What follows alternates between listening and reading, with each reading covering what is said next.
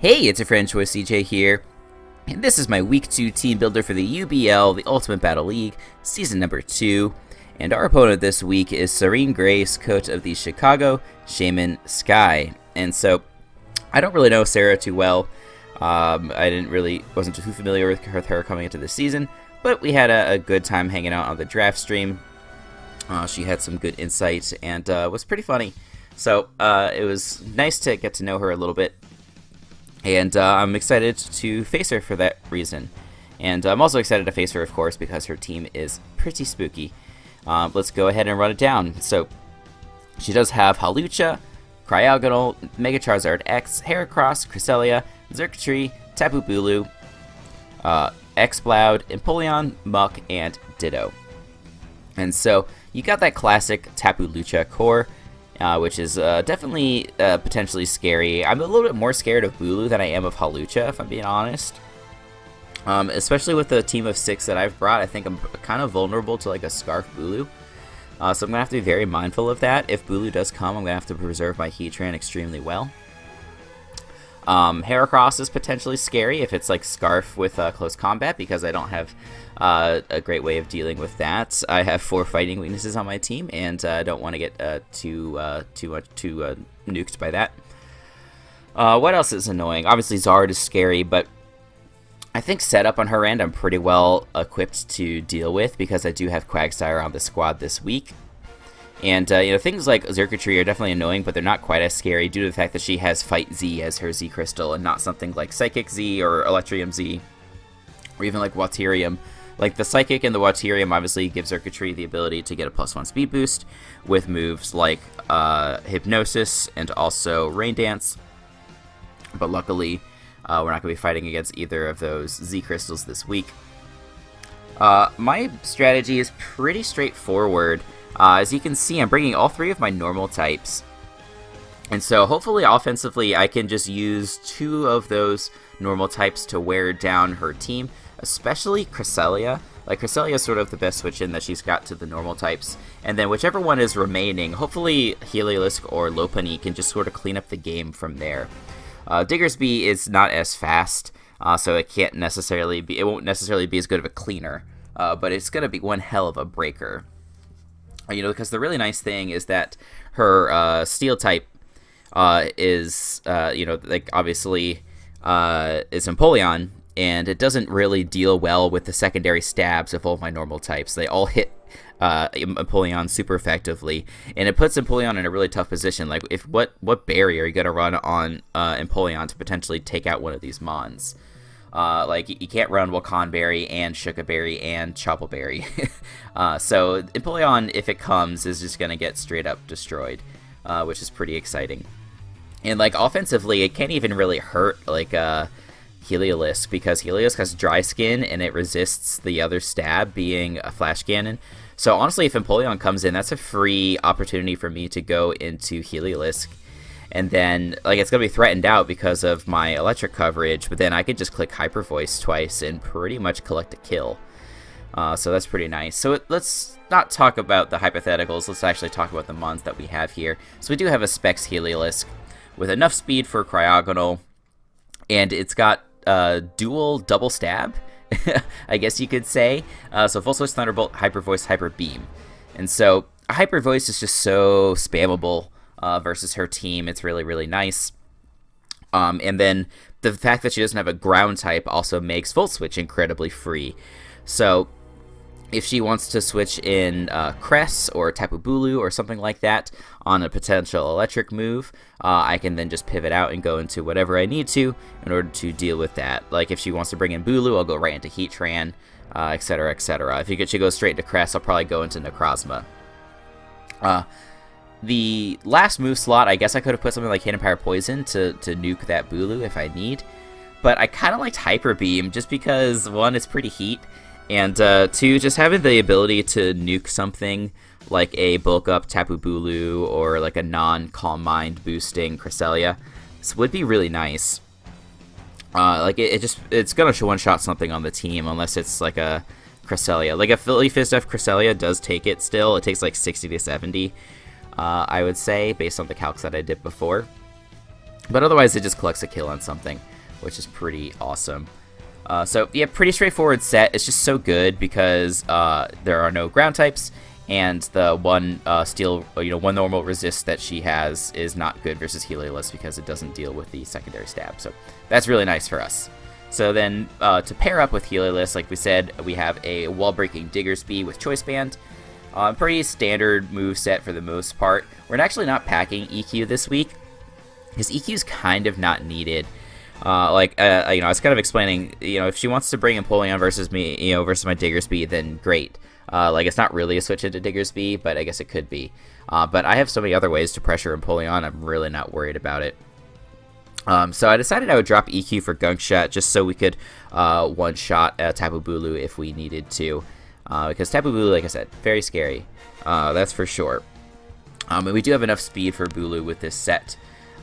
Because it's only got 75 base speed, so it hits 139 base speed. Or not base speed, but 139 speed with a Jolly Nature. And then last slot we got Quick Attack. Just in case we need it for like a last-ditch effort versus something like Zard. Or potentially Hawlucha if it's whittled enough. But again, I'm not too worried about those two Mons. Just because they need to boost to be extremely scary versus me. And I have a Quagsire, so boosts are not that scary to me. Maybe if it's like Hidden Power Grass Hawlucha or something like that would be kind of scary, but otherwise it should be fine. Then last but not least of the normal types, we do have Mega Lopunny with Toxic Frustration, High Jump Kick, Healing Wish. So we have the dual stabs just because no team ever can really handle the dual stabs. Toxic is obvious because of potential Cresselia. Being used as a physically defensive switch into Lopunny, especially with Rocky Helmet. So Toxic is a great way to wear that down and prevent it from being annoying versus my team. And then Healing Wish I thought was a really nice option just because my walls, especially Heatran and Necrozma, can be worn down easily. And so I thought it would be worthwhile to have Healing Wish so I could get those to full health and use those in the late game. So Lopunny, it could definitely be my late game cleaner, but I'm hoping that Heliolus can be that. I can use Diggersby early game to break things. I can use Lopunny to clean a few things in the late game, and then go for Healing Wish to heal up my walls, and then just clean up with the Heliolisk. Because Lopunny obviously outspeeds the entire team except for a unburdened boosted Hawlucha. The Heliolisk outspeeds everything except for Scarfers and Jolly Hawlucha, which is not likely. I think Adamant's definitely more likely. So it's a pretty good setup here. Oh, and if the speed investment on this thing is for outspeeding Scarf Cloud, which is it's not necessarily likely, but I don't have a really great way of dealing it with on my team. So I figured it was worth going Jolly for that reason. So let's now look at the defensive mods on the team, starting with a Choppleberry Heatran. Makes sense in this matchup because she does have a Fight Z with Tapu Bulu. So if she's going to be expecting me to switch in Heatran on Tapu Bulu, she might go for all-out pummeling, and we could definitely survive that, no problem. And punish it pretty hard with Magma Storm. Magma Storm as well is nice for something like Cresselia. Magma Storm Toxic is a really nice way of wearing down that sort of set, assuming she doesn't get up a substitute before I can Toxic it. But we should have as long as she's not in front of a sub by the time Heatran comes in, we should, quote-unquote, outspeed Crest because she should want to run full Fizz Death to deal with Lopunny. And so, ergo, we're going to be faster with our Heatran. We'll have that opportunity to learn Toxic, or to land a Toxic before she goes for a sub. I don't even know if she can afford to run sub. I'm just trying to think of worst-case scenarios, right? Earth Power is there as a secondary answer for dealing with Zard, but I presume that the Zard's going to have EQ, so Heatran is not really my best option for dealing with Zard. Heatran is not my best option, so that's going to be Quagsire, but we have it just in case, if we're in a horrible scenario and for some reason she doesn't have EQ. Or somehow we live, I don't know.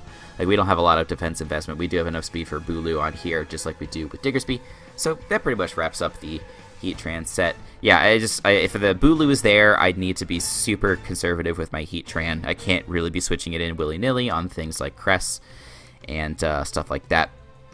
I need to preserve its HP totally for Bulu. Next, we do have Necrozma. And this is a little bit funky. We have attack investment and a special attack negative nature, but we're still rocking Psychic. And so the reason that we're rocking Psychic is because if Hawlucha gets a Grassy Seed boost, I didn't want to have only a physical type Psychic move to hit it with. I wanted to be able to hit with a special move to be able to guaranteed one-shot it. And Necrozma does have a pretty good spread for dealing with Hawlucha. We have enough defense investment to live a +2 Adamant Acrobatics. So that's the reason for that amount of defense investment. The attack investment is there, so that way we can 2-shot Muck with EQ, assuming that it's max HP Assault Vest. If it's grassy terrain, I'm obviously going to be a little bit more annoyed by that. And if it's Gluttony instead of Assault Vest, I'm also going to be annoyed by that. But, we can sort of make that call in-game and see how it goes. We can maybe do some scouting to figure out what sort of set the Muck is. And then Knockoff is actually really critical this game for potentially getting rid of Scarves on certain Pokemon that could revenge kill my Lopunny or my Heliolisk. Really important for getting rid of Rocky Helmet on Cresselia. And things like that. We do have more speed than Cresselia with this set, so we can hopefully get that Knockoff off before she does any sort of stupid Thunder Wave, Substitute, whatever shenanigans. So solid set, good Hawlucha switch in, and it's just so bulky in general. I think it's pretty good versus their team. And again, so the fact that this thing doesn't have recovery isn't too big of a deal because I do have Healing Wish on that Lopunny. So I can play not recklessly with this, but I can use it to switch into things, and then I can, knowing that I can heal it up later potentially. And then last but not least, we do have Quagsire with Rocky Helmet, and this is a curse set. And so Quagsire is sort of uniquely positioned to be the setup super this week because she does have Ditto. Having Ditto on the team sort of screws with my strategies. Ditto tracing like something like Lopunny is actually pretty spooky, I would say, because it can kind of sweep through my team if I don't have Necrozma healthy. So I'm going to have to be really, really careful with Ditto, potentially, because I don't want to get reverse swept by my own Lopunny. I do have Chople Tran, I guess, but I really don't want to burn my Chople Berry versus freaking Ditto. I would rather save it for Tapu Bulu or potentially Heracross if needed, because Heracross is going to get blown back by that damn Magma Storm for sure. But other than that, Ditto cannot really take advantage of a setup Quagsire. It could take advantage of a Calm Mind Necrozma or something like that, but not Quagsire, because obviously we do have that really awesome ability Unaware. And Unaware is also going to allow us to ignore things like D-Dance Charizard, Swords Dance Hawlucha, Curse Muck, all sorts of things. So I thought this would be a really, really nice set to bring. Curse is honestly just sort of filler. But if you look at her team, besides Tapu Bulu, Curse Quagsire actually does kind of win. So let's really hope that the Heatran can work as a good lure for Tapu Bulu, and if we can eliminate that, then it sort of paves the way for Quagsire. If she wants to trace with Ditto, we can ignore the Ditto's boosts and just go for Earthquake versus it, go for Recover, things like that. Eventually she'll run out of PP or HP, and she'll go down, and then the Quagsire can go back to cleaning up the game. So it's a pretty nice bring this week, if I do say so myself. Luckily, this thing does have a little bit of reliable recovery, but if for some reason it gets low, we cannot heal up. We can, again, combo it with Healing Wish Lopunny. So that's the team this week. Nothing too crazy. I guess just the Hyper Beam Heliolisk is the only sort of questionable thing that's on there, but I think it's going to be fun. I'm looking forward to it. I think I just need to be very careful in this match. I rewatched my match versus Frosted, and, I was excited that I got a 5-0, but I don't think I played the end game perfectly. I definitely put myself in a situation where I could have lost to the right Kartana set because I let my Heatran take a lot of damage on the Pidgeot when I didn't really need to let it take damage. I should have just let Druddigon go down, and then I should have come in with Lopunny to try and revenge kill Pidgeot. That would have been the much smarter thing to do, because then Heatran is 100% healthy and can potentially deal with Kartana as long as it's not at +2. So that was the better play. I just hope I don't make a mistake like that, because I think this matchup's a little harder. I still think the matchup's in my favor, but it's a little harder than it was week 1, so I just can't afford to make that sort of misplay. So as long as I keep the momentum in my favor with Diggersby and Heliolisk, I think I'll be able to pull it off. And then if I play smart and preserve my walls and heal up the right thing with Healing Wish, then I'll be in good shape. So this match is going to be going up tomorrow, probably around like noon Eastern. So make sure you check that out. It's going to be a fun one. Make sure you check out my opponent, Sarah. Her info, as well as all the other coaches' descriptions, are down below. And yeah, that's going to do it for me. Make sure you check back to my channel for other gaming and Pokemon content. And until the next time, I'll see you guys later.